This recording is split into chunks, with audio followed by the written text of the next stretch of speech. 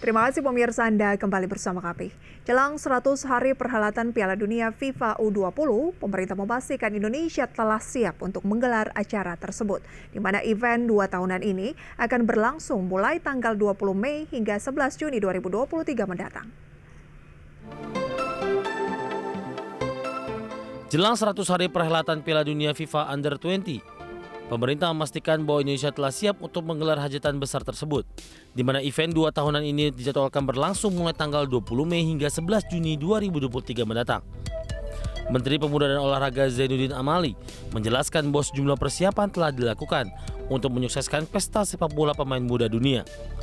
Bahkan stadion yang akan digunakan sudah dalam kondisi prima.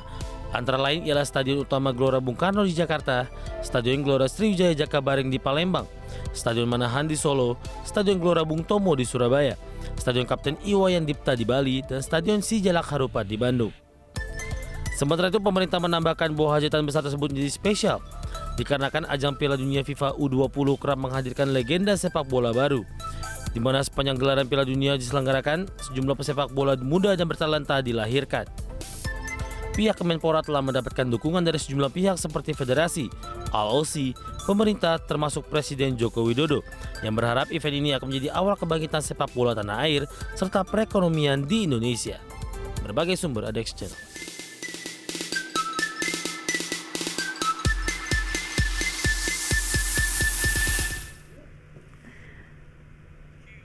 Ya pemirsa, Indonesia kembali mendapat kepercayaan untuk menyelenggarakan pesta olahraga terbesar dunia setelah berulang kali mencatatkan kesuksesan. Dan sebagai tuan rumah pesta olahraga multi cabang, dalam waktu dekat Indonesia akan menjadi panggung bagi para pesepak bola muda untuk bersaing menjadi yang terhebat dalam event Piala Dunia FIFA Under-20.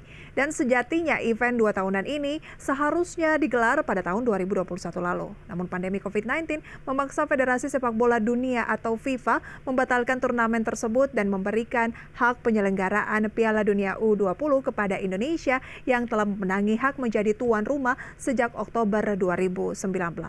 Namun demikian, keberhasilan menjadi tuan rumah justru akan terasa hampa jika tim nasional Indonesia gagal untuk mencatatkan hasil terbaik pada Piala Dunia U20 kali ini.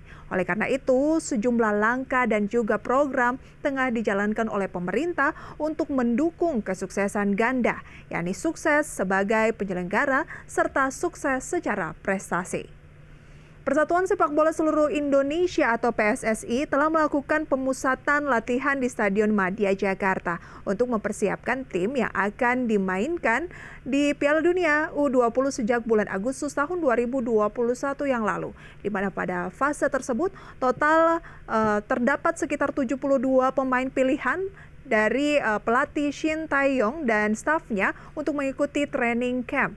Dan kemudian PSSI akan membawa para pemain timnas U18 untuk menjalani TC di Turki pada November 2021 yang lalu. Di mana sebanyak 36 pemain diboyong ke Turki untuk menjalani latihan tanding dengan Antalyaspor U18 dan juga Anyaspor U18 dan juga bersama dengan Mamakotho FC Gambia. Dan setelah menjalani fase tersebut, selanjutnya PSSI ini akan melakukan training camp di Korea Selatan pada Maret hingga April tahun lalu dengan membawa sebanyak 40 pemain untuk menjalani latihan sekaligus juga berlatih tanding dengan klub lokal setempat. Berikutnya pada Oktober sampai dengan November 2022, PSSI kembali melakukan pemusatan latihan di Eropa dan kali ini giliran Turki dan juga Spanyol yang menjadi tempat berlatihnya para pemain muda skuad Garuda Nusantara. Tidak hanya sekedar menjalani pemusatan latihan, namun para pemain juga diberi kesempatan untuk melakukan latih tanding dengan sejumlah lawan seperti timnas Turki U20, kemudian ada Moldova, kemudian juga pemirsa ada Antalyaspor U20, dan juga beberapa tim lainnya. Dan selain itu, upaya PSSI untuk memperkuat tim juga terlihat dari perjuangan mereka membidik para pemain keturunan agar dapat diikutsertakan membela timnas pada Piala Dunia U20. Namun demikian pemirsa, langkah ini sama sekali bukan bermaksud untuk mengecilkan talenta dari para pemain lokal, namun lebih kepada memaksimalkan seluruh kesempatan untuk dapat mengukir prestasi di panggung dunia.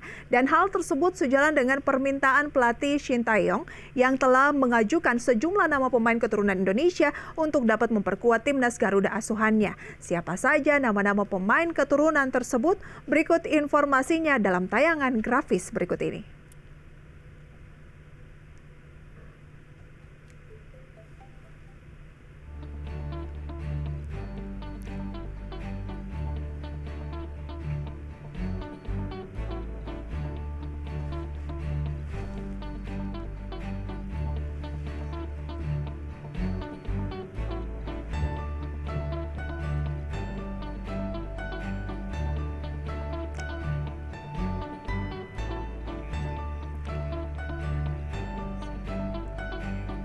Dari nama-nama tersebut, adakah yang menjadi pemain yang merupakan jagoan Anda, pemirsa? Sementara itu dalam proses pengajuan tuan rumah Piala Dunia U20, langkah Indonesia ini memang terbilang mulus untuk dipilih pada rapat Dewan FIFA di Shanghai, Tiongkok. Satu-satunya pesaing Indonesia saat itu ialah Peru yang pernah menjadi tuan rumah Piala Dunia U17 pada 2005 lalu setelah Thailand dan juga Myanmar mengundurkan diri dari pencalonan serta kolaborasi Bahrain, Arab Saudi dan Uni Emirat Arab juga tidak meneruskan perjuangannya. Maka tidak berlebihan jika disebutkan bahwa Indonesia saat itu telah mendapat pengakuan FIFA dan juga komunitas sepak bola internasional sebagai negara yang mampu menyelenggarakan turnamen sepak bola level dunia dengan baik. Namun sayangnya pada Oktober tahun lalu terjadi tragedi Kanjuruhan di Kabupaten Kepanjen Malang yang menimbulkan banyak korban jiwa dan ini memunculkan banyak spekulasi bahwa penyelenggaraan Piala Dunia U20 Indonesia akan dibatalkan. Namun hal tersebut akhirnya tidak terjadi setelah Presiden FIFA yaitu Gianni Infantino ini melakukan kunjungan resmi yang diterima langsung oleh Presiden Joko Widodo pada 18 Oktober lalu yang disepakati bahwa Piala Dunia U20 akan tetap diselenggarakan sesuai dengan rencana, yakni pada 20 Mei hingga 11 Juni 2023 mendatang. Dan perhelatan turnamen kelas dunia tentunya memerlukan fasilitas yang lengkap, kemudian juga terbaik. Oleh karena itu, pemerintah melalui sejumlah kementerian ini telah mendorong renovasi fasilitas olahraga dan juga pendukungnya untuk Piala Dunia U20. Sebelumnya pemerintah telah menetapkan 6 stadion utama yang akan menggelar pertandingan pesta sepak bola tersebut. Meski demikian, beberapa stadion yang dipilih tentunya ini memerlukan renovasi agar layak untuk menjadi panggung pertarungan level dunia. Tidak hanya infrastruktur dan juga interior di dalam stadion, melainkan juga akses jalan tol, kemudian juga pemirsa transportasi serta keamanan yang nyaman bagi tim peserta. Lantas pemirsa, stadion mana saja yang dipilih untuk menggelar pertandingan Piala Dunia U20 Indonesia kali ini? Berikut informasinya dalam rangkuman grafis berikut ini.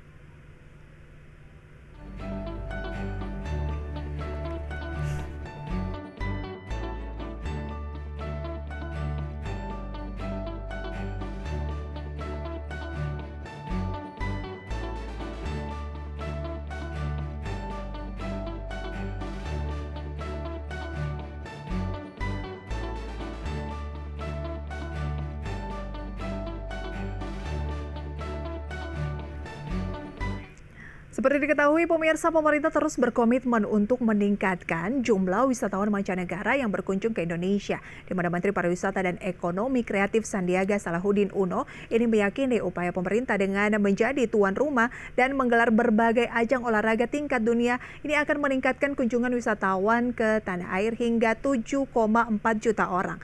Di sisi lain, gelaran Piala Dunia FIFA U20 Indonesia juga diharapkan dapat memberikan manfaat bagi persepakbolaan tanah air maupun juga perekonomian nasional. Sedangkan terkait dengan target wisatawan mancanegara yang akan dicapai dari penyelenggaraan Piala Dunia FIFA U20, pihak Kemenparekraf masih mengkalkulasi dengan cermat mulai dari persiapan, kemudian anggaran yang dikeluarkan hingga target penerimaan devisa. Dan tidak hanya itu, ajang Piala Dunia U20 juga akan dimanfaatkan untuk mempromosikan pariwisata Indonesia secara besar-besaran. Bahkan pemerintah akan melakukan berbagai pendekatan, salah satunya ialah berkaitan dengan promosi, termasuk di dalamnya persiapan dari pra dan juga kegiatan penunjang atau side event. Selain itu, pemerintah juga tengah menyusun paket-paket wisata yang tepat di 6 kota penyelenggara berdasarkan potensi wisata yang terdapat di sekitarnya, seperti misalnya budaya, kemudian pemirsa kuliner, dan juga alam serta sejarah.